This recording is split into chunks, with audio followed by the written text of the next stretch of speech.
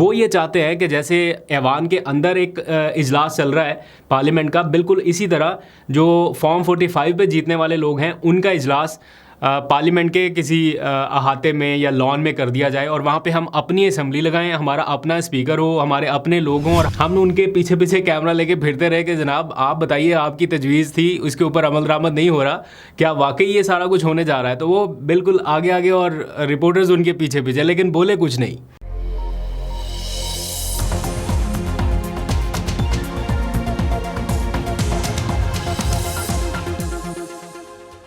بسم اللہ الرحمن الرحیم، السلام علیکم۔ پاکستان اور دنیا بھر میں دیکھنے اور سننے والوں کو عبد القادر کا سلام and a very good morning. Pakistan میں 20 مئی کی صبح کا آغاز ہو چکا، تو آج کے پورے دن کا رن ڈاؤن آپ کے سامنے رکھ دیتا ہوں کہ آج کیا کیا میجر ایکٹیویٹیز ہونے والی ہیں اور گزشتہ چند گھنٹوں میں اور کیا کیا کچھ ہو چکا ہے۔ اس وقت سب کی نظریں ہیں پاکستان تحریک انصاف کے کیمپ کی طرف، کیونکہ ایسے سگنلز مل رہے ہیں کہ ان کی جانب سے کوئی احتجاجی موو شروع کی جا سکتی ہے یا اس کا کوئی اعلان کیا جا سکتا ہے، کیونکہ بار بار اس کا اشارہ دیا جا رہا ہے کہ اگلے 24 سے 48 گھنٹے، اگلے 48 سے 72 گھنٹے، اور یہ ٹائم لائن دیتے دیتے اب یہ کہا گیا کہ 24 گھنٹوں کے اندر اندر کوئی نہ کوئی اعلان متوقع ہے یا ہو سکتا ہے۔ تو ہم سب سوچ رہے ہیں کہ کیا اعلان ہو سکتا ہے، تیاریاں کس لیول کی ہیں، کیا گراؤنڈ کے اوپر وہ سارا کچھ نظر آ رہا ہے ماحول کہ پی ٹی آئی کو بڑی موو کا اعلان کر سکتی ہے؟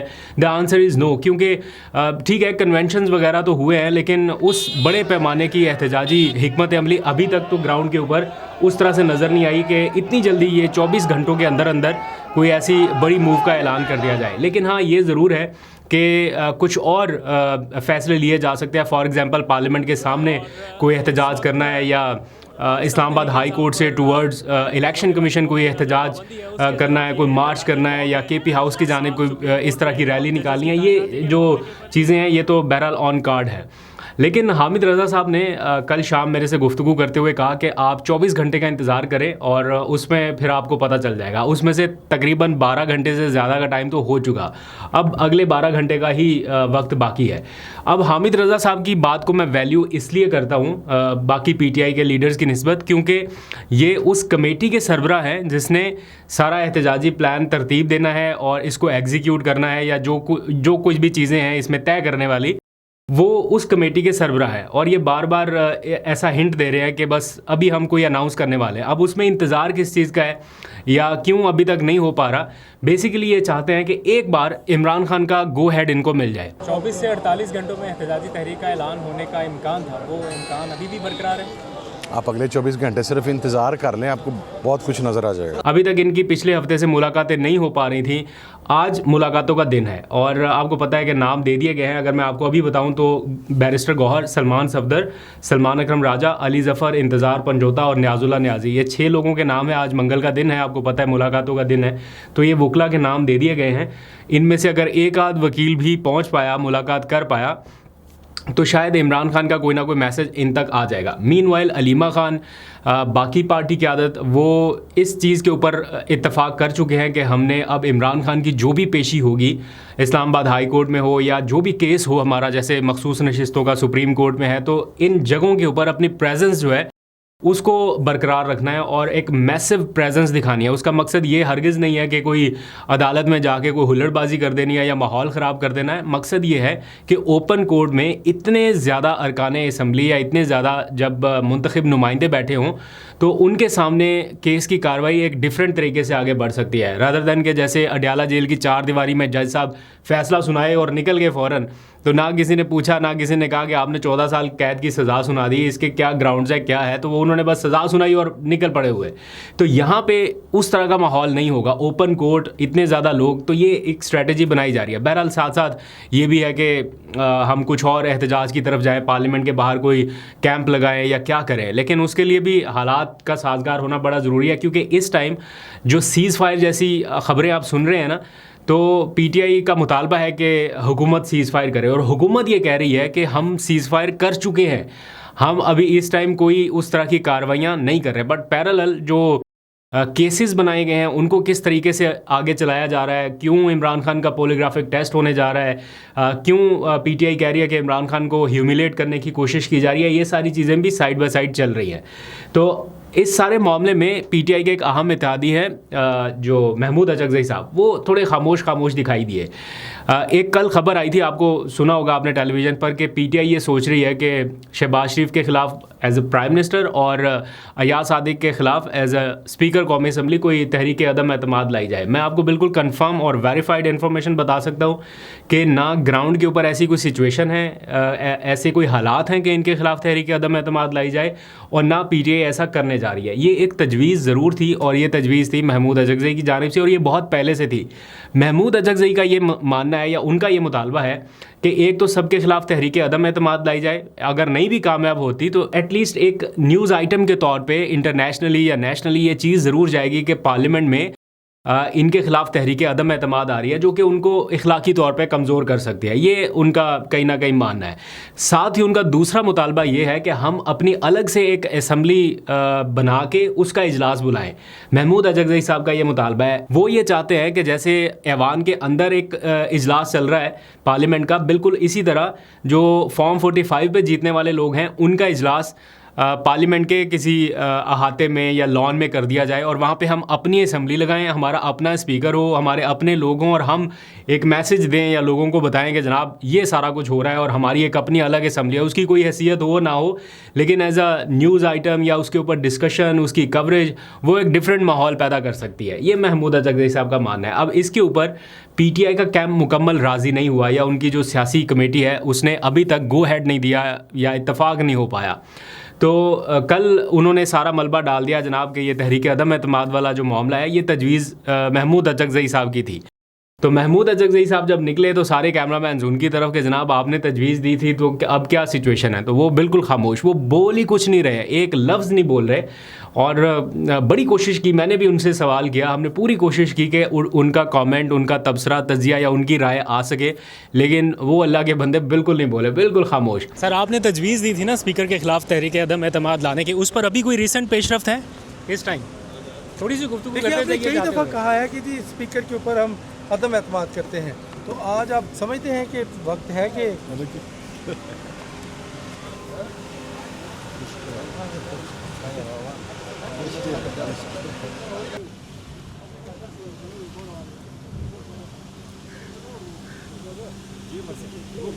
تو جب وہ چلے گئے تو ان کے ساتھ ایک صاحب ہوتے ہیں, انہوں نے ہمیں بتایا, کہہ رہے ابھی مولانا کہہ رہا ہوں محمود اجگزئی صاحب, وہ کہہ رہے ابھی محمود اجگزئی صاحب نہیں بولیں گے, پھر جب یہ بولیں گے تو پوری پی ٹی آئی خاموش رہے گی.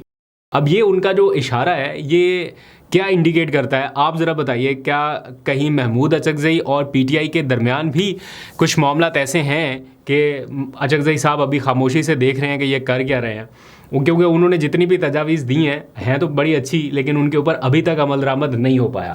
خیر, اس سارے معاملے میں ایک خبر یہ ہے کہ پاکستان تحریک انصاف اپنے سفیر لانچ کرنے جا رہی ہے. اب یہ سفیر اس نوعیت کے نہیں ہے کہ جیسے پورے ملکوں میں ہوتے ہیں, کوئی ڈنمارک کا ہے تو کوئی یو کے میں ہے تو کوئی سعودی عرب میں, اس لیول کے سفیر نہیں ہے. یہ جو ایک کمیٹی بنائی ہے حکومت نے, حکومتی رہنماؤں پر, حکومتی اتحاد پر مشتمل, جو کہ پاک انڈیا تنازع کا معاملہ جو ہے یہ انٹرنیشنل کمیونٹی پر ہائی لائٹ کرنے کے لیے یا ان کو بتانے کے لیے, پاکستان کا مقدمہ لڑنے کے لیے کمیٹی بنائی گئی ہے.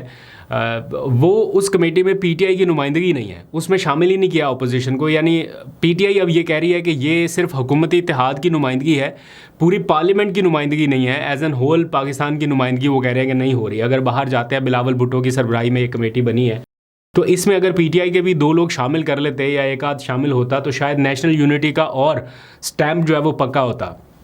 بٹ گورنمنٹ کا یہ کلیم ہے کہ حکومتی کمیٹیوں میں اپوزیشن ہوتی نہیں ہے, یہ ہے ہی حکومتی کمیٹی, اور اس کی مثالیں پہلے سے بھی موجود ہیں. تو شبلی فراز نے کل یہ اعلان کیا سینٹ میں, انہوں نے کہا کہ ہم چاہتے بھی نہیں ہیں کہ آپ ہمیں شامل کریں, کیونکہ ہم آپ کے ساتھ اس طرح کی کمیٹیوں میں, انہوں نے وہ مثالیں دی کہ جناب ہم جینون لوگ ہیں اور یہ اس طرح کے لوگ ہیں, تو ہم چاہیں گے بھی نہیں کہ ہمیں ان کے ساتھ بھیجا جائے, لیکن ہم اپنے طور پہ اپنے لوگ نامزد کرنے جا رہے ہیں, اپنے خرچے پہ پاکستان کا مقدمہ لڑنے جا رہے ہیں, اور ہم بتائیں گے دنیا کو کہ جناب کیا پاکستان نے کیا اور کیا انڈیا نے کیا. تو وہ اپنے سفیر جو ہے وہ نامزد کرنے جا رہے ہیں. اس میں سے کچھ لوگ پاکستان سے بھی ہو سکتے ہیں, ان کو بھی بھیجا جا سکتا ہے. میجورٹی کے نام تو ویسے ہی ECL میں ان کو اتنی فرصت ہی نہیں ہے یا اتنی اجازت ہی نہیں ہے کہ وہ جا پائیں باہر, لیکن جو جا پائے یا تو ان کے نام شامل کیے جائیں گے یا پھر اوورسیز پاکستانیوں میں سے بھی کچھ کا انتخاب کیا جائے گا کہ آپ پی ٹی آئی کے بہاف پہ پاکستان کا مقدمہ لڑیں. تو پی ٹی آئی اس طرف بھی غور کر رہی ہے کہ ہم اپنے سفیر جو ہیں وہ میدان میں اتاریں اور اس موقع پہ اپنی جو اسپیس ہے اس کو نہ چھوڑا جائے, یعنی اپنی پریزنس جو ہے وہ بھی رکھی جائے. تو دیکھتے ہیں کس کس کا نام اس میں سامنے آتا ہے.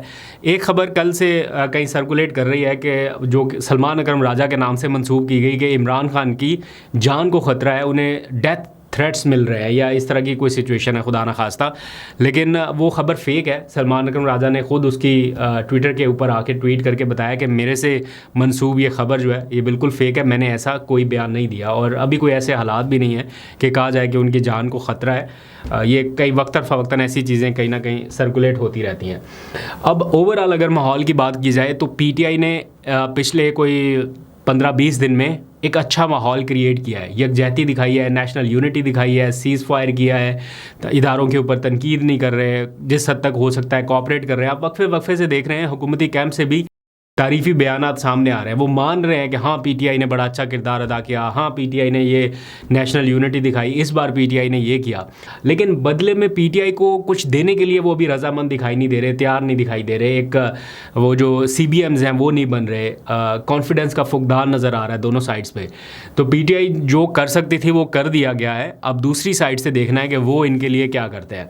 تو جیسے جیسے جو اپڈیٹس آتی جائیں گی وہ میں شیئر کرتا جاؤں گا. مین وائل کل رات اسمبلی میں بیرسٹر گوہر سے گفتگو ہوئی, لطیف کھوسا نے گفتگو کی, تو میں چاہتا ہوں کہ آپ ذرا ان کی گفتگو بھی سن لیں, موجودہ حالات کے تناظر میں آپ کو بہتر آئیڈیا ہو سکے. اینڈ بائی دا وے اگر آپ کو کوئی لطیف کھوسا صاحب اکثر ڈیڈ لائن دے دیتے ہیں کہ عمران خان 6 مئی تک آ رہے ہیں یا اتنی تاریخ تک آ رہے ہیں یا عید تک آ رہے ہیں یا یہ وہ, تو میرا خیال ہے اس سے گریز کرنا چاہیے. ان حالات میں جب انسرٹینٹی اتنی زیادہ ہے تو کارکنان کو ٹھیک ہے ان کا مورال اپ رکھنے کے لیے آپ بات ضرور کریں, لیکن بار بار کی ڈیڈ لائنز دینے سے جب وہ نہیں ہوتا تو پھر وہ لوگ آپ پہ اعتبار کرنا چھوڑ دیتے ہیں یا مایوس زیادہ ہو جاتے ہیں. Credibility does matter.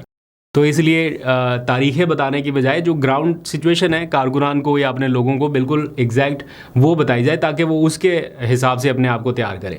تو ابھی کی جو ریسنٹ سچویشن ہے وہ ذرا آپ ان کی زبانی سنیے. ابھی تک کے لیے اپنا بہت سا خیال رکھیے. خدا حافظ. سر مذاکرات کے حوالے سے کل بھی آپ نے کہا کہ اسپائل نہ کریں, آپ کن کو میسج دے رہے تھے؟ کہ نہیں دیکھو میں کسی کو میسج نہیں دینا چاہ رہا, میں نے بہت سارے میسیجز دیے, let the message go away. Reason being کہ میں یہ ضرور کہہ رہا ہوں کہ دیکھو ملک بڑی سختیوں سے گزرا, ہماری پارٹی بڑی سختیوں سے گزری. گزشتہ 3 سال سے وہ سختیاں ختم نہیں ہو رہی. ورکر, سپورٹر, عام پارلیمنٹیرین, سینیٹرز, وومن, باقی بھی لوگ, اب اینڈ ہونا چاہیے.